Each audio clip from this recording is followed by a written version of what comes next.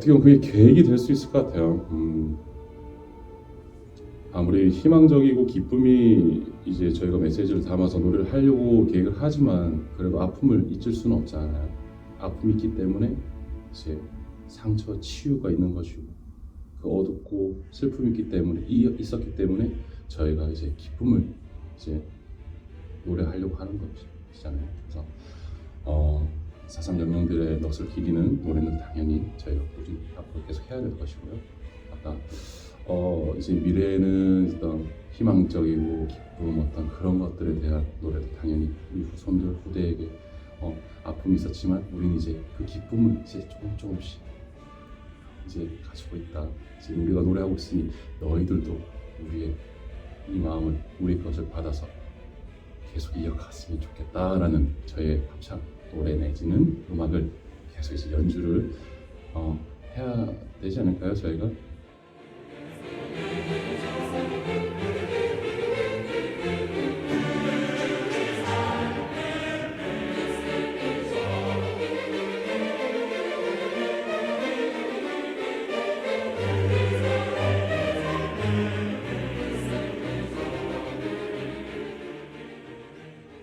어, 2017년 5월 17일 그 다음 날이 무슨 날인지 알지? 네.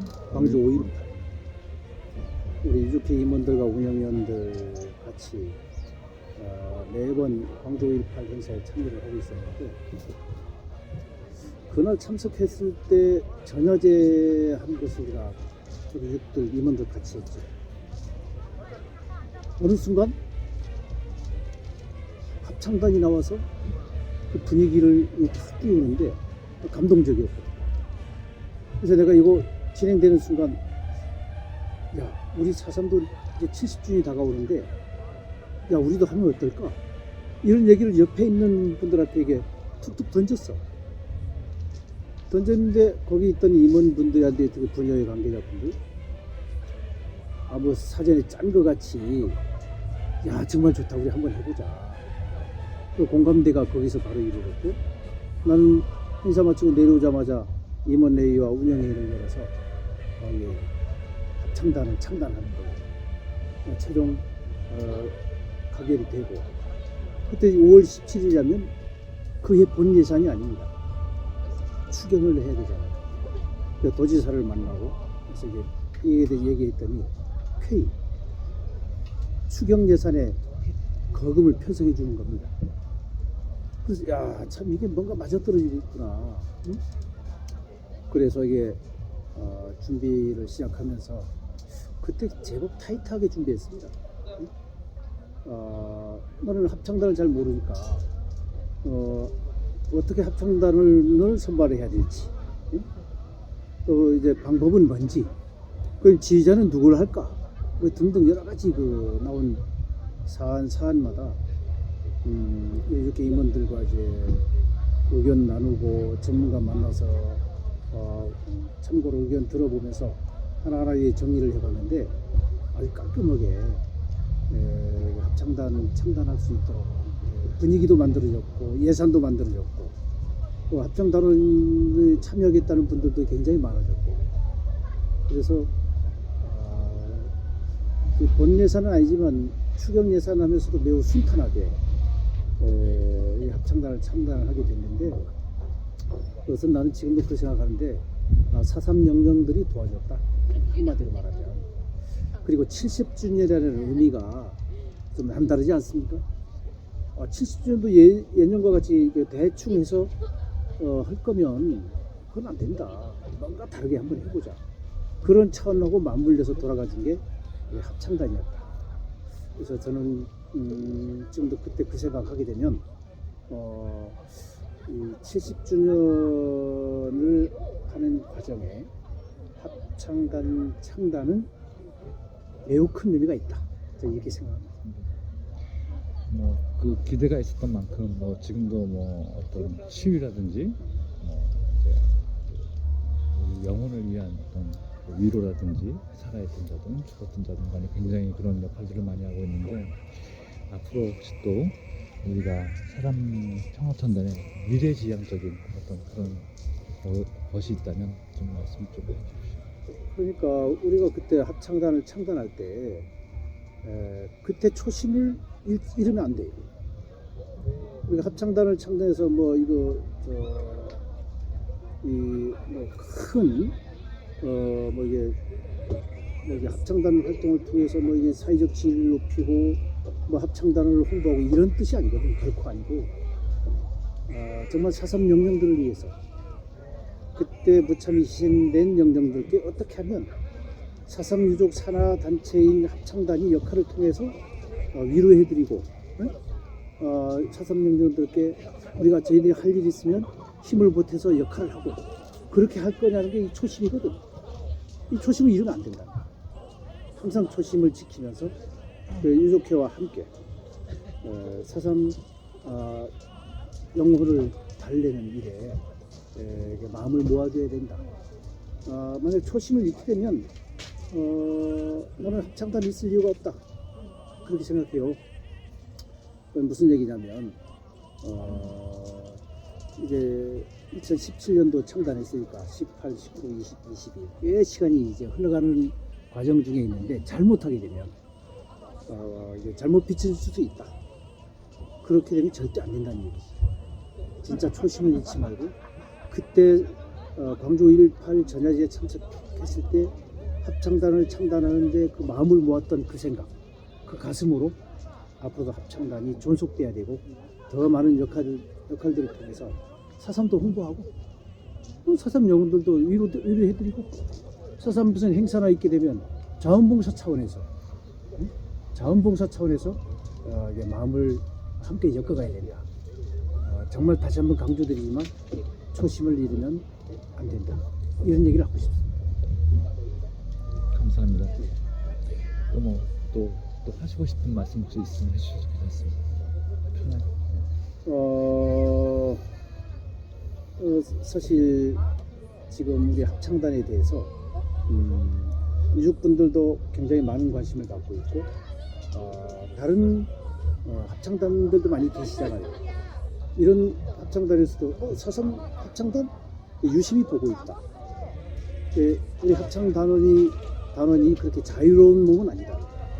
그만큼 사삼을 함께하면서 이제 합창단을 이끌어 나가야 되기 때문에 이제 사회에서 보는 분들이 많이 있다. 그래서 자만해서도 안 되고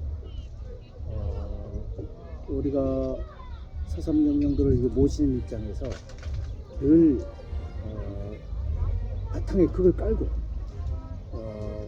활동을 해줘야 된다.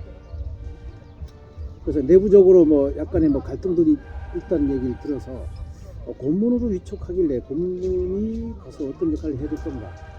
우리 훌륭한 장정원 고문님도 계시지만 그런 쪽에 이제 고민을 좀 하고 있는데 약간의 어려움들이 좀 있어 보여서 이런 것들을 유족회나 합창단 똑같은 사람들입니다. 이게 다른 조직이 아니에요. 유족회에서도 합창단을 이렇게 폭넓게 끌어안고 4년 전 창단할 때 마음을 되새기고 합창단원들도 사소한 일에 서로 문제가 되서는 안 된다.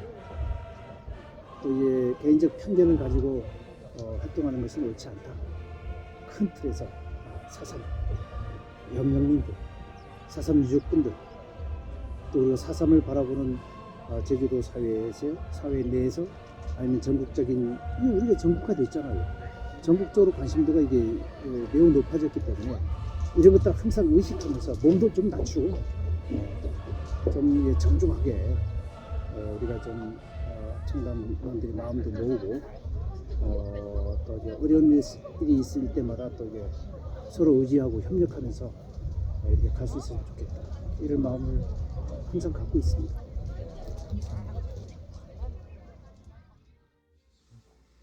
제가 47년생이니까 딱 15개월 만에 돌아가셨어요.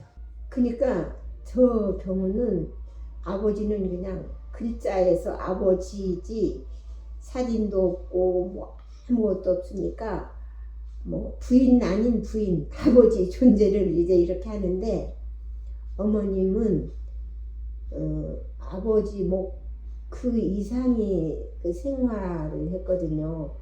사남매를 데리고 사는데 뭐 그 시절 다 모두 다 밭일 다 그러니까 비만 안 오면은 밭에 나가 있고 보리해서 보리쌀 이렇게 해서 멀리 몇 킬로 되는 그 오일장 가서 팔아서 남자 하는 일 여자 하는 일 가리지 않고 너무 혹독하게 일을 하다 보니까 이제 나중에는 그 뭐 결핵 같은 거 잘 못 먹고 그저 일만 계속하고 이제 제가 지금 와서 같은 여자로서 이렇게 생각을 해보면 정말 그 당시 모든 어머니 모든 분들이 어렵게 살았지만 좀 자초해서 너무 고생을 한 것 같아요. 야 나는 버티니까 나 너희들 고등학교까지밖에 못 시키겠다 해서 이렇게 딱 해서 너희들대로 아무거나 이렇게 해서 살라 이렇게 해도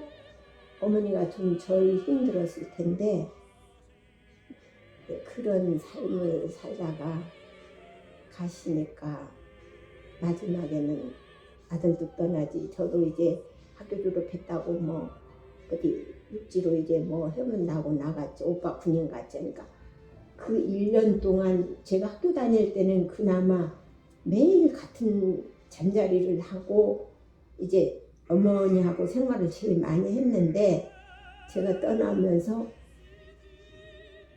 그렇게 아파서 돌아가시려니까 그런지 모르지만 제가 가방 들고 가는데 엄청 울었다고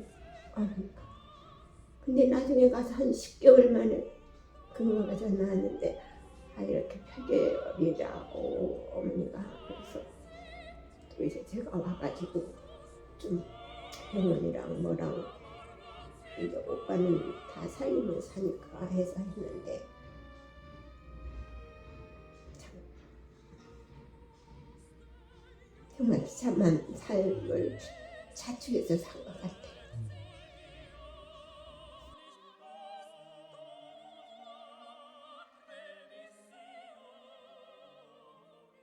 살아가면서 이제 그런 거에 대한 아픔, 불만 이런 것들 있었길래 그럴 때마다 정말 이게 그 참 원초적으로 사삼이라는 그게 없었으면 얼마나 사남매가 이렇게 화목하고 잘 지냈을 건데 결론적으로는 정말 사삼이 있어서 아버지 안 계신 때문에 아버지 자리 아버지 부재가 이제 자라는 우리 사남매도 정말 화목하지 못하는 그 역할이 거기에 있지 않나 생각이 들고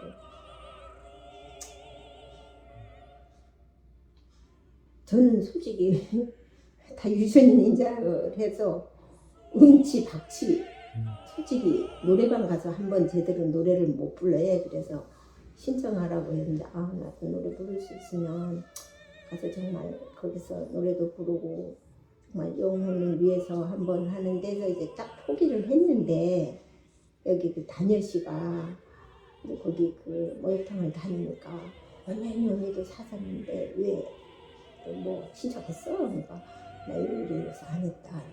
아이고 가보니까 뭐 더 행망돌토하고 뭐 한참 다 같이 하는 거는 됩니다. 다녀 씨가 바로 그 자리에서 이제 그 전화를 해가지고 신청을 해줬어요. 그래서 가서 이렇게 하니까 못하지만 이 나이에 정말 같이 음을 맞추고 이렇게 서로 노력하고 또 갔다 오는 게 너무 흐뭇해요.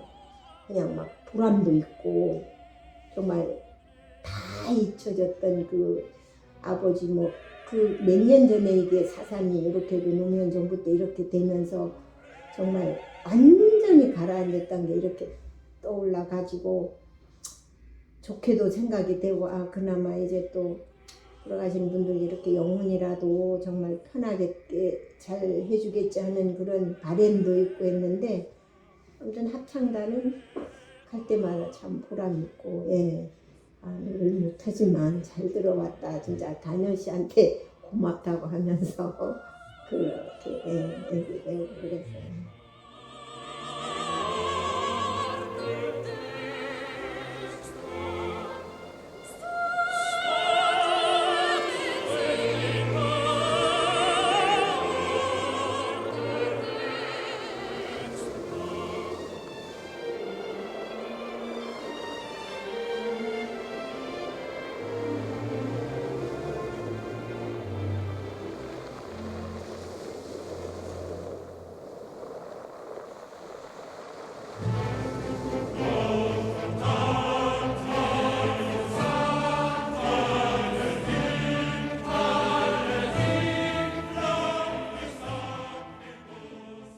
미운 아버지에게 저는 태정골에서 아버지의 유복자로 태어난 딸 이인재입니다. 지금부터 아버지를 그리워하면서 제가 살아온 길을 간략하게 적어봅니다. 아버지라고만 해도 목이 메이고 눈물이 나는데 어쩔 수가 없는 일입니다. 저는 태어나서 걸음마도 하기 전에 어머니는 개가하셨고 저는 할머니와 할아버지 손에 자랐습니다. 그때 어머니 나이는 21살, 저는 어머니라고 말도 배우기 전에 집을 나갔고 할머니에겐 아버지와 고모밖에 없었는데 아버지의 피부치는 외동이로 남겨진 저 혼자뿐입니다. 저는 자라면서 어머니에 대해서 물어보지도 못하고 할머니가 어머니의 얘기만 하면 화를 내고 남들이 부르는 어머니라고 한 번도 부르지 못하면서 어린 시절을 보냈습니다. 아버지는 4.3 사건 때 학생 신분으로 살아보려고 도망갔던 것이 행방불명이 될 줄이야.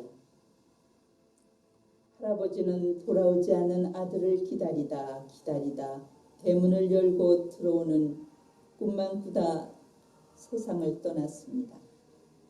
할머니 손에 혼자 남겨진 저는 어머니 아버지의 그리움에 바다에 나가면 파도와 소먹이로 들에 나가면 자연과 이야기를 하면서 4.3 사건 당시 상황을 상상하면서 아버지를 목 놓아 부른 적이 한두 번이 아닙니다. 21살에 행방불명된 아버지는 어떤 상황으로 돌아가셨을까? 유혈이 전장 속에서 총에 맞아, 아니면 어느 구덩이 속에, 아니면 바다에 내던져 버렸을까?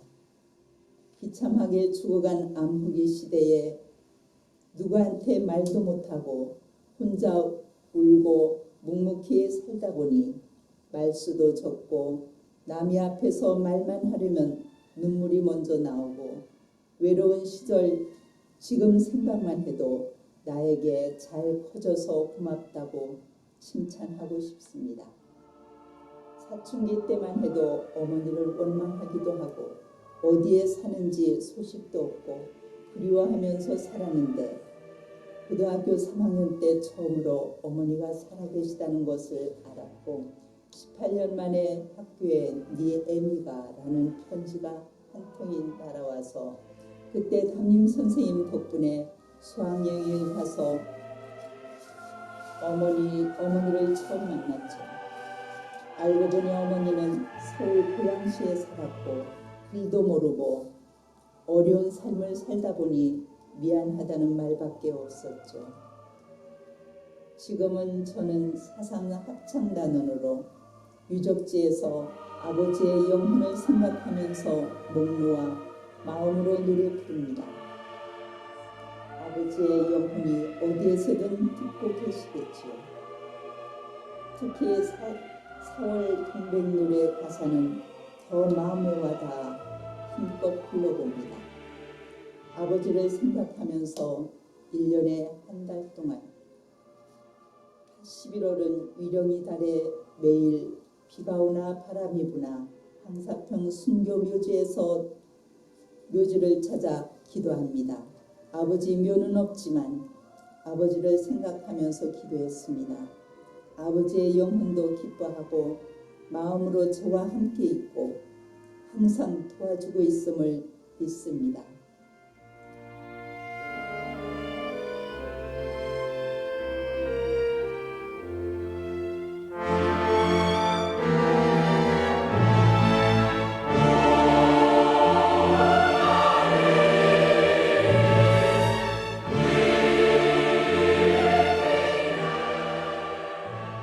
합창은 하모니죠. 앙상블. 혼자만 불러서 되는 게 아니고 혼자의 소리가 튀어버려도 안 되고 옆에 사람의 소리를 들어가면서 어우러지는 소리. 그게 합창이라고 생각을 하고 그게 내 마음만 다해서 불러도 되는 게 아니고 옆에 사람의 마음이 어떤지도 헤아려 봐야 되고 그리고 내 마음이 불쾌했을 때 옆에 사람은 즐거워하고 있는가? 그러면 내가 왜 불쾌하지? 즐거워하는 마음에 조금은 다가가 볼까? 불쾌한 이유가 무엇일까? 좀 해결해보는 방법 그런 생각도 좀 할 수 있는 그런 조직? 어떻게 보면 단체이기 때문에 나 혼자만의 어떤 그런 그 혼자의 그런 생각이 강한 것보다는 단체의 생각이 어우러져서 이루어지는 단체라고 저는 생각을 해요. 네.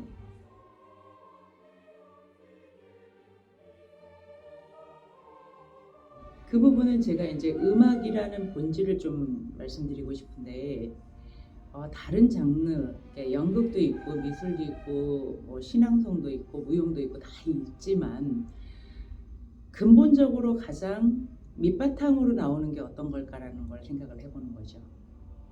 신앙송에도 음악이 흘러나와야 되고 연극에서도 음악이 나와야 되는 거예요. 기본적으로 깔아주는 게 음악이고 우리나라의 민족성은 한도 있지만 흠도 있어요. 한이 서려 있는 걸 내 마음 다해서 소리로 풀어냈을 때 같이 울 수 있는 관객과의 어떤 그런 공감 그리고 기뻤을 때 즐거워하면서 관객들한테 전달이 되었을 때 그런 음악이 가지고 있는 요소들이 굉장히 중요하거든요. 그런데 합창을 통해서 또한 내 마음만이 아니라 어떤 힐링의 요소가 될 수 있다라면 더더욱이 좋을 수 있고 정신적으로 또한 뭐 비슷한 얘기예요. 슬픔을 가졌을 때는 정말 내가 울면서라도 노래를 부를 수가 있는 거고 제가 그런 제 얘기를 잠시 하자면 제가 어떤 종교 노래를 부르고 있는데 관객이 앞에서 앉아서 그 가사를 들으면서 울고 있는 모습을 봤어요. 그분은 분명 그 시점에 어떤 슬픈 일 내지 힘든 일이 있었을 거라고 저는 생각이 들어요. 그러면 제가 오능이라는 사람, 소프라노 오능이라는 사람이 어떤 종교곡을 불렀을 때 그한테 전달되어서 그 가사를 통해서 뭔가 치유가 될 수 있다라는 그런 자부심을 갖고 있거든요. 음악이 주는 가장 큰 힘이에요.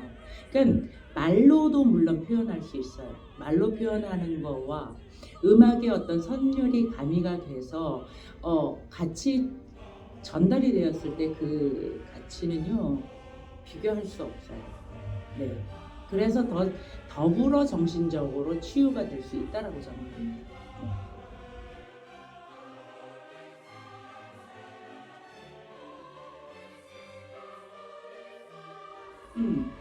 현실적으로 저는 말씀을 드리고 싶어요.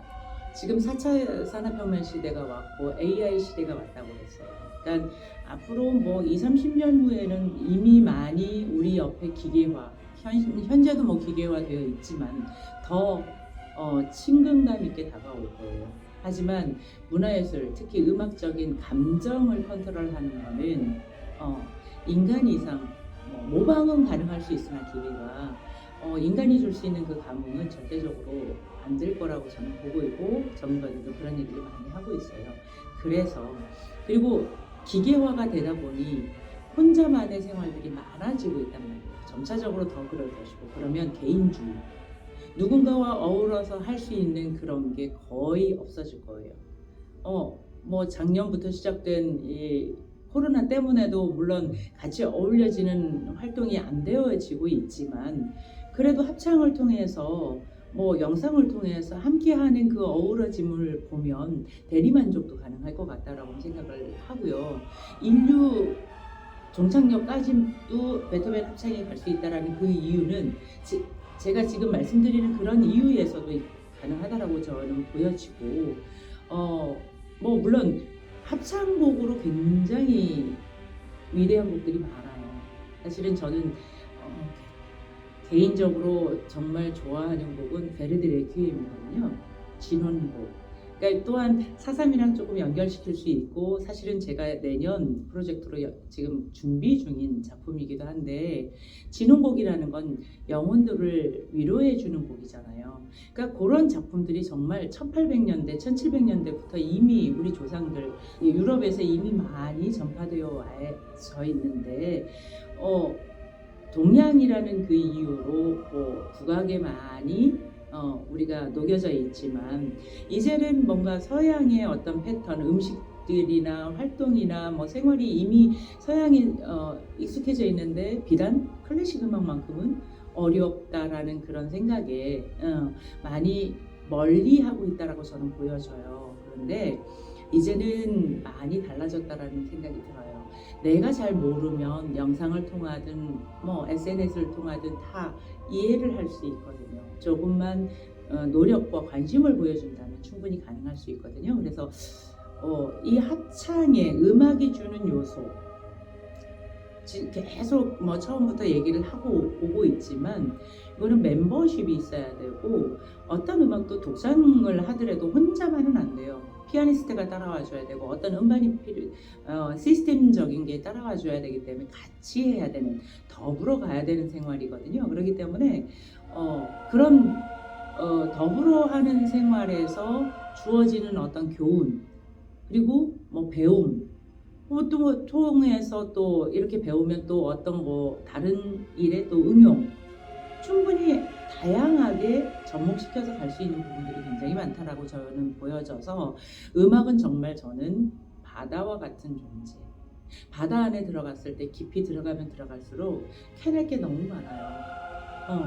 그러니까 윗물에서는 작은 고기들 낚는다 그러면 더 깊이 들어가면 큰 고기, 뭐 더 깊이 들어가면 뭐 해저에 있는 그 물고기 내지 뭐 진주 내지 캘 게 너무 많잖아요. 다양하거든요. 그래서 음악도 그런 면으로 저는 다가가는 그런 스타일인데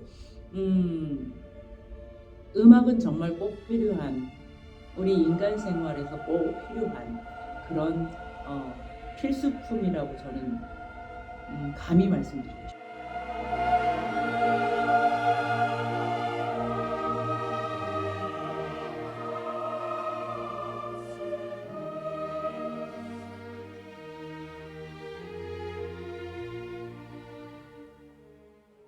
지금까지는 4.3의 어떤 아픔이나 그런 상처 그런 것들 많이 저희가 그런 노래화해서 많이 이제 울기도 하고 이렇게 많이 아팠다라고 이제 노래를 많이 불렀었는데 앞으로는 조금 새롭게 밝은 곡을 좀 해야 되지 않을까. 왜냐하면 4.3 특별법도 이제 국회를 통과하고 이제 어떤 기쁨과 희망의 어떤 그 봄날을 향해서 한 발짝 떼고 이제 가는 상황인데 거기에 발 맞춰서 저희도 그동안의 아픔이 아니라 우리 이제 기쁨과 희망의 메시지를 담은 곡들을 해서 밝은 이미지의 합창단으로 좀 거듭나기를 그렇게 계획을 이제 생각하고 있는데 그렇게 막연하게 그러면 어떻게 해야 되나 생각을 했었죠. 제가 막연하다 어떻게 하면 그 기쁨과 희망을 가지고 그 메시지의 소재를 가지고 어떻게 연주를 할 수 있을까 생각을 했었는데 저희가 사실 정규 연주회를 몇 번 하면서 창작곡을 연주를 했었지 않습니까? 창작곡을 이제 새롭게 저희가 4.3 소재로 해서 이제 창작곡 연주를 했는데 사실 그게 쉽지 않은 작업이잖아요. 작곡하시는 선생님도 연주를 하는 저희들도 보통 쉬운 작업이 아닌데 앞으로는 그런 작업들을 통해서 새롭게, 왜냐하면은 어떤 한계적인 상황이에요. 어떤 소재라기보다는 곡들이 많지 않아요. 제한적인 그런 곡들 안에서 저희가 연주를 했었죠. 그런데 이제 앞으로는 어떤 그 기쁨과 희망이라는 어떤 메시지의 곡들 창작 작품을 통해서 어떻게 보면 저희가 사상 합창단이지만 그 넘어서 제주의 아픔이잖아요. 제주 예술인들이 다 같이 이 4.3에 대해서 같이 작업도 같이 하고 계속 그런 뭐 컨텐츠라든지 어떤 그런 소재의 그런 작품들을 많이 만들어서 거기에 저희 4.3 합창단이 중심이 되기를 그렇게 제가 생각을 좀 하고 있어요. 그래서 그렇게 하기에는 뭐 저희 합창단뿐만 아니라 많은 제주 지역 예술인들이 도움이 많이 필요하고요. 그러기 위해서는 무엇보다도 화합이 먼저 돼야 되지 않을까 그렇게 생각하고 계획을 하고 있습니다. 저희 합창단 처음에 창단하고 쉽지 않았습니다. 사실 음악적 교육을 받으신 분들도 이제 거의 뭐 전무했고요. 그 어떻게 보면 어떤 아무것도 없는 상태에서 무에서 유를 창조하는 어떤 그런 느낌이었는데요. 사실 어떤 음악적인 그런 것들보다는 마음에서 우러나오는 게 제일 컸던 것 같았어요. 그래서 저희가 창단을 하고 나서 대한민국 저기 심장 광화문에서 저희가 연주를 또 할 때 상당히 의미가 있었거든요. 거기에서 연주를 하면서 그 아픔을 어떻게 보면 대한민국 심장 광화문에서 연주를 하는 그때 정말 이 메시지가 정확하게 이제 들어가는 어떤 그런 순간, 아무튼 그때를 또 이제 시작으로 해서 이제 보통 합창단은 연주회장에서 연주를 많이 하잖아요.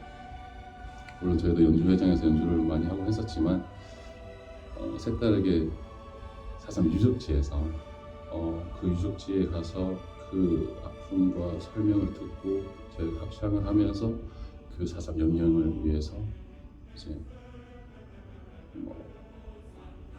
넋을 기리는 마음으로 연주를 하는, 그렇게 저희가 연주를 이제 많이 자주 했었죠. 해서 그런 생각을 했어요. 지금 북촌리 너분숭이를 소재로 해서 창작 오페라 순이 삼촌이 이제 공연되어지고 있지 않습니까? 사실 너분숭이라는 그 4.3 유적지뿐만 아니라 제주도 내에 상당히 유적지가 많이 있는 걸 알고 있어요. 그렇다면 그 유적지에 만한 스토리가 다 있을 거라고 생각이 들어요. 거기에 그 스토리를 저희가 스토리텔링화해서 저희 합창단이 앞으로의 그 정기 공연을 그 유적지에 가서 그 나름의 스토리를 가지고 연주를 하면 어떨까. 더 나아가서는 지금 창작 오페라를 하고 있지만 종합예술이잖아요, 오페라가. 저희 합창단이 하지 말라는 법이 없지 않습니까?